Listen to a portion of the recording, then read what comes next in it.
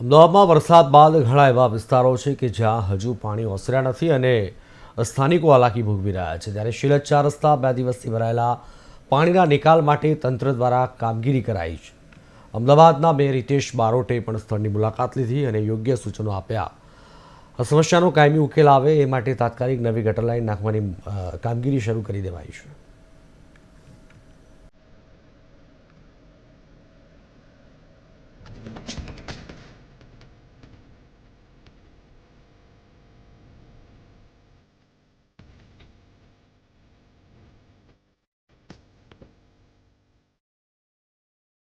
અમદાવાદમાં વરસાદે વિરામ લીધો, પરંતુ હજુ એવા ઘણા વિસ્તારો છે કે જ્યાં પાણીનો નિકાલ નથી થયો।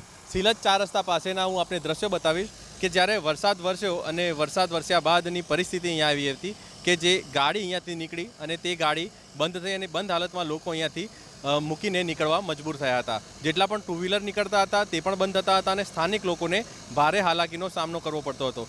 2 દિવસ સતત વરસાદ વરસ્યો, ત્યારબાદ જે ઘૂંટણસમા અને કમરસમા પાણી અહીંયા ભરાયા। ત્યારબાદ એક મહત્વનો નિર્ણય કરવામાં આવ્યો કે જે શિલજ ચોકડી પાસે એક ગટર લાઇન નવી નાખવામાં આવે અને તે ગટર લાઇન નાખ્યા બાદ આ જે પાણી ભરાવાની સમસ્યા છે તેનાથી હંમેશા માટે નિરાકરણ મળે। અત્યારે હાલ અમદાવાદ મ્યુનિસિપલ કોર્પોરેશન દ્વારા હેવી ડી વોટરિંગ વાન છે તેનો ઉપયોગ કરીને જે પાણી છે તેને નીકાળવાની કામગીરી કરવામાં આવી રહી છે। અને બીજી તરફ જે અમદાવાદ શહેરના મેયર છે હિતેશ બારોટ, તેઓ પણ સમીક્ષા કરી રહ્યા છે। અમદાવાદ શહેરમાં ઘણા એવા વિસ્તારો છે કે જ્યાં હજુ પાણી ઓસર્યા નથી। મેયર પોતે જઈને ત્યાં સ્થળની મુલાકાત લઈ રહ્યા છે, અધિકારીઓનું સૂચન કરી રહ્યા છે। મેયર સાથે જઈશું અને વાત કરીશું। હિતેશભાઈ, અમદાવાદ શહેરમાં હજુ એવા વિસ્તારો છે કે જ્યાં પાણી નથી ઓસર્યા, આપ તરફથી કયા પ્રકારના સૂચનો અધિકારીઓને આપવામાં આવી રહ્યા છે? જે રીતે ગઈકાલ વરસાદ પછી આપણે કામગીરી પરમ દિવસથી વરસાદની અવિરતતા હતી, 25 ઇંચ જેટલો વરસાદ બોપલ ગુમાની અંદર થયો છે અને આખા અમદાવાદની અંદર જે રીતે વરસાદની સિઝન છે અને વરસાદના કારણે જે આપત્તિ આવી હતી એ આપત્તિના કામમાં પડેલી બધા જ લોકો કામ ઉપર નીકળ્યા છે। અમારા કોર્પોરેશનનો સંપૂર્ણ સ્ટાફ જે રીતે કામગીરી કરી રહ્યો છે, આપ જુઓ છો કે બધા જ રોડ ખુલ્લા કરવામાં આવ્યા છે।